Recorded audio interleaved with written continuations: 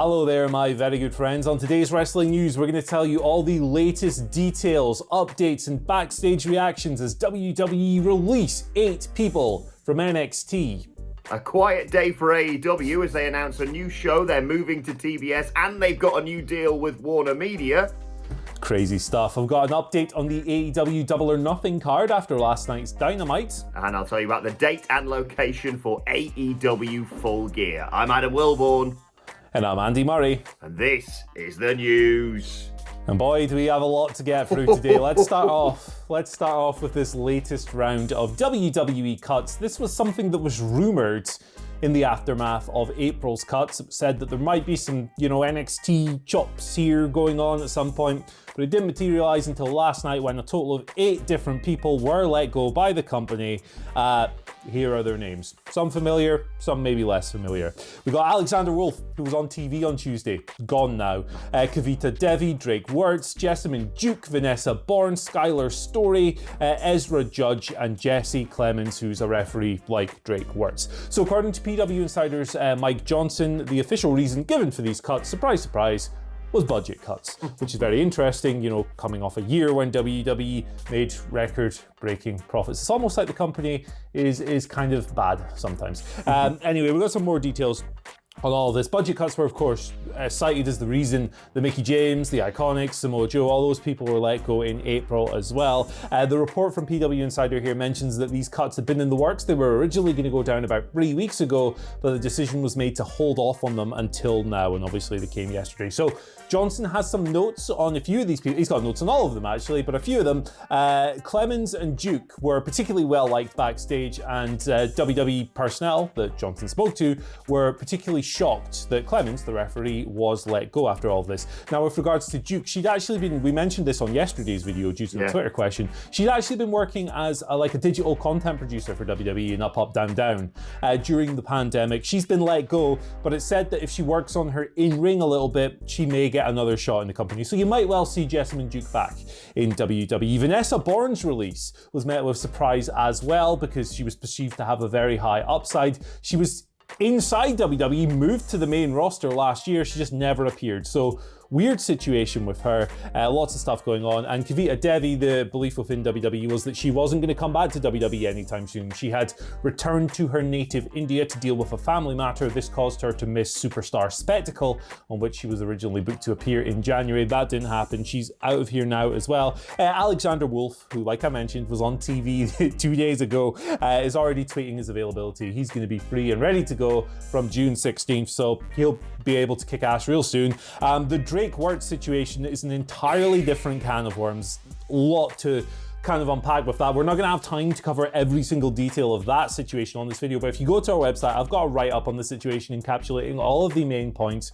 But this guy, unfortunately, over the past few years or so, has gone from one of the most beloved figures in all of wrestling among his peers to a guy who has seemingly had his brain eroded by this, long debunked QAnon conspiracy theory. He had nuclear heat backstage, according to Fightful Select. There's details, stories, just all kinds of things emerging in his departure as well. So yeah, man, that was a bit of a whirlwind news story. I've thrown about 700 different details at you at once. Hope you took it all in. If not, rewind. I speak really slow anyway, so you probably picked it up. But Adam Wilborn, please let me stop talking for a minute. Yeah, a shocking evening on social media last night. Putting all the Drake Wirtz stuff to one side, like you say, well worth reading into more of this because it is stunning. I was also equally as surprised by particularly Jessamine Duke and Alexander Wolf, like you say, who we assumed when reviewing NXT that they were going to go in some new direction with Killian Dane and Wolf after Wolf was kicked out of Imperium, as you mentioned on Tuesday night. Maybe some sort of reuniting of sanity. That's clearly not the case. And just across the board, like you alluded to with all these releases, unnecessary. Unnecessary. If you want to say that they're doing it because they've got too many people in the company, that is one thing. But them blaming budget cuts is a load of bollocks because, as we reported time and time and time again, they are future-proofed many times over. They are ridiculously flush with money right now. The ongoing Global Bastard has arguably helped them save money. So, yeah, it just doesn't cut any mustard with me. So, yeah. I'm not buying it, and it's a shame. And obviously, yes, we are coming out the back of it, but it's still bad to see people being released from secure jobs during a pandemic just because they want to make their bottom line or want to show off to their bloody shareholders. But let's move on. Let's talk about AEW, because NXT wasn't the only ones in the news last night. AEW making huge waves on social media off the back of Tony Khan's appearance on Busted Open Radio with 3 major bits of news regarding AEW. They have announced a new show that's going to go on Friday night at 10 p.m. That is after SmackDown finishes, for anyone wondering. It's going to be called AEW Rampage. I have to say that in William Regal's voice. I don't know why. 10 p.m. on Friday nights from Friday the 13th of August. A little belated birthday present for me, according to Tony Khan. Also, not only Rampage, but Dynamite is going to move from TNT to TBS in 2022. That is next year, for those of you not being able to keep up because the ongoing global blast has completely warped our sense of time. And not only that, they're going to have quarterly supercard specials on TNT, and as reported by PW Insider, they are apparently, AEW, receiving a 8-figure payday from WarnerMedia. That could put it, if you can't work it out, between 10 million and bloody 99 million for all we know. Who bloody knows? But yeah, they're getting a massive payday from WarnerMedia as part of this new arrangement. It's a good time to be an AEW fan and good time to be Tony Khan in particular, Andy Murray. It's good for the wrestling business as a whole, this, isn't it? There's a bunch of things you can take away from all of this. TBS is available in more homes than TNT. It's by about 1 million, I believe, is the figure. Please correct me if I'm incorrect on that. They're getting more money for this. They're getting the second show that critically isn't going head-to-head with SmackDown, which would be a complete disaster. The Supercard situation reflects the changing nature of the business. You know, for years we've been saying, why don't you save that big match to pay-per-view? Why don't you save this? Well, TV is the big revenue driver now. It's less so for AEW because they still make good money off of pay-per-views, unlike other promotions who aren't as, you know, their model isn't as dependent on pay-per-views. But TV is where it's at now. So the Supercard thing makes perfect sense. Wonder if it'll be like the Clash of the Champions thing the NWA and WCW used to do. Interesting to find out regardless. But also the network, WarnerMedia, Ted Turner, all those people, they're showing a great deal of faith in AEW here. You know, at a time over the past few years when other promotions have really struggled to get like good deals. Impact in particular has had some really tough TV situations. This network believes in this company. They're giving them another hour of airtime. They're moving them from here over to here, potentially on a better network, although, you know, I don't think this will result in a massive spike in viewership or anything like that. It's a good situation all around, and to think there are still people out there who will tell you that this company is failing, it's just factually incorrect at this point. So good news for the business as a whole. You want to see everyone doing well. You want to see money coming in across the board and things on bigger platforms and everything else. So yeah, man, a bad story to start the day on this video, but you know, a good one for the health of the business to follow up. Just buggering up my entire podcast schedule going forward from August. So WhatCulture Wrestling, wherever you get your podcasts from. Yeah, we're working Saturdays now, brother. Let's kick things off by... What am I talking about? It's the third story, you bald, big-eared moron. Double or Nothing 2021. We got some card updates from last night's Dynamite. I'm not going to spend ages on these because, you know, we have review shows and everything else. And you can check those out for, like, breakdowns of the show. But title matches confirmed. A couple of them. World Tag Team titles. The Bucks versus Jon Moxley and Eddie Kingston confirmed. Last night, Moxley and Kingston, of course, stealing the Young Bucks' shoes after they beat the Varsity Blondes. Great stuff there. What else? Another title match is official. Oh my God, this is beefy. TNT title, Miro versus Lance Archer. Gee whiz, they're gonna just smash burgers into each other. It's gonna be amazing. I want to see them chopping bits of steak. Let's do that. Shout outs to the butcher.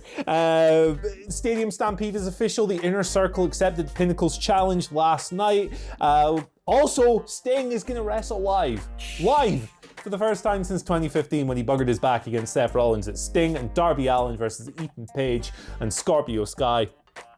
We already had a bunch of other stuff announced for this card. 11 new names were added to the Casino Battle Royale as well. 1 spot remains for the Joker. Don't know who that's going to be.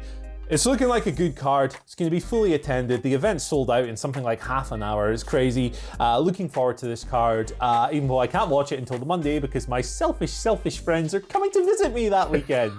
I'm only joking. I'd rather see my friends than watch pro wrestling. But yeah, here we go. It's a good card. Yeah, great card. Like you say, I think they're just the right amount of matches and the right types of matches put on this. And just like you, I can't watch it on Sunday night either because my selfish mother is coming up because she's going to be turning 70. Happy happy birthday, Mum, when it Happy arrives. But yes, it's going to be a great night. And speaking of the follow-on from Double or Nothing, Full Gear has confirmed it is going to go down on the 6th of November. That is a Saturday. And St. Louis is... I knew I was going to bugger this up. Chai Fets Arena. Apologies to everyone there if I've got that wrong. It's been booked, or it has shows listed on Ticketmaster for Friday the 5th of November and Saturday the 6th of November. You would assume it's not going to go down on Friday. That may be a moved Dynamite, for example, or just a tape show. Who knows? But yeah, it's going to be, of course. It is going to be... I didn't even think of that. What am I thinking about? I'm thinking that's next year. No, it's all happening, Adam. But yes, it's going to go down Saturday, 6th of November in the Chai Fets Arena. Looking forward to it, Andy. Yeah, apologies to Chai and the rest of the Fets family for butchering the name. I've said it wrong as well. Yeah, man, Saturday pay-per-view. You know what we think about Saturday pay-per-views here at WhatCulture Towers. I mean, this is my living room, but never mind. Yeah, cool. Nothing really to add. Saturdays are good. Cool. Yes. Thank God we're back on Saturdays. Right, let's move on to your Twitter questions. At WhatCulture WWE, of course, if you want to get in touch with us. Darkness sets us off with our first question saying, Good morning, legends. What is the moment that made you think, oh my God, that's my favourite wrestler? Mine is Mick Foley versus The Undertaker inside Hell in a Cell. My prediction for Andy is Gangrel when he saw the Brood entrance. Not quite, but close. Roddy Piper, the 1992 Royal Rumble. I've said before on the channel, that was my first ever wrestling show. When I watched that show and I was 5 years old and there was this guy on TV who was Scottish just like me, or so I thought at the time, I was hooked immediately. He immediately became my favourite wrestler. Beat the Mountie, took the Intercontinental title. Wonderful stuff. Yeah, I can't remember the specific moment that I thought, oh, The Rock is the greatest. But I have this really vivid memory, and I must have been watching already wrestling at my mate's house on like Sunday Night Heat or something. But I distinctly remember in my auntie's kitchen, just sneaking away, putting the telly on, and it was like Rock when he was facing Benoit. So I think that was heading towards like Fully Loaded, and he was just eviscerating him in promos, and I think he even put the crippler crossface on Chris Benoit as the show went off the air, and I just fell in love. More heart eyes emojis from me. He's just the best. And my word, quite the homage. I thought Ricky Starks looked even more like The Rock on AEW Dynamite last night. Such a piece. He's got a broken neck and he's still a piece. It's not fair. Second question today comes from Wow Hunter, who says, hello fellas, long time listener, first time caller. Thank you for getting in contact. Thank you. Since AEW has about a dozen stables right now and their shows are amazing, do you think that WWE could benefit from some long-term stables since their shows are now stagnant? Yeah, definitely, man. Like, I think that AEW, one of the biggest tasks they've had throughout their lifespan has been to kind of get people used to booking practices that WWE don't necessarily use, because 20 years of monopoly, we've just kind of accepted a lot of people that the WWE way think that's pro wrestling, and that's not always been the case. Things are done differently. So sometimes when you look at the amount of stables on that roster, people who are only used to the WWE way are going, there's too many over there, which is, I think, where that complaint comes from. I think it's a silly complaint for what it's worth. But yes, I agree with you.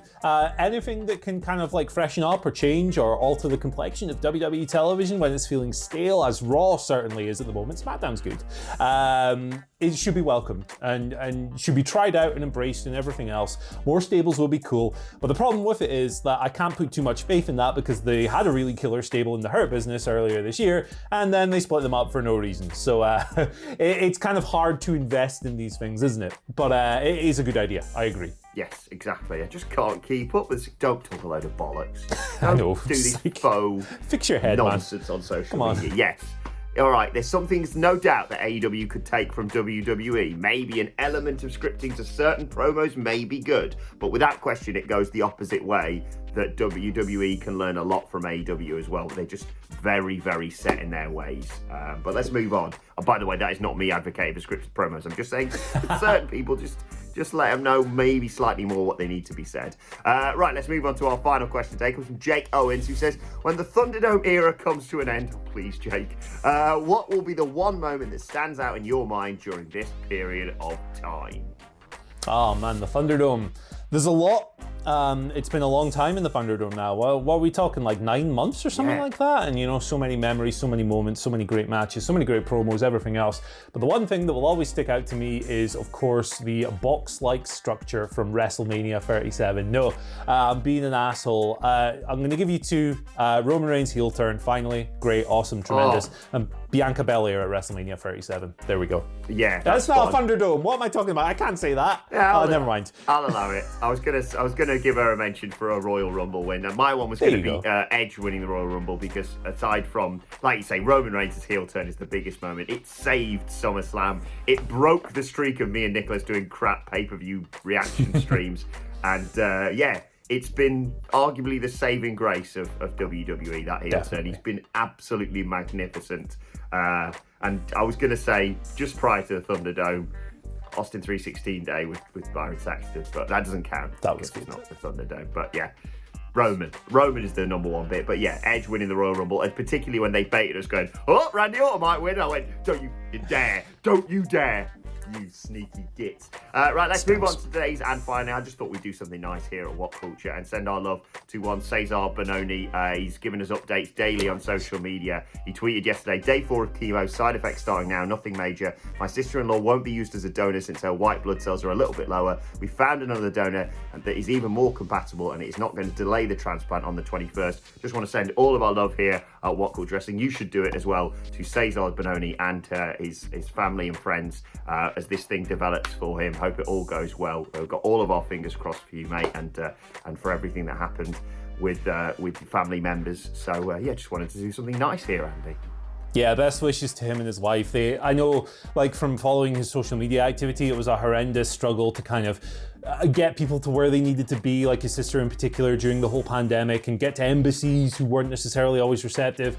He seems like an earnestly good dude, and this is a horrible struggle for anyone to go through, anyone on the face of this planet.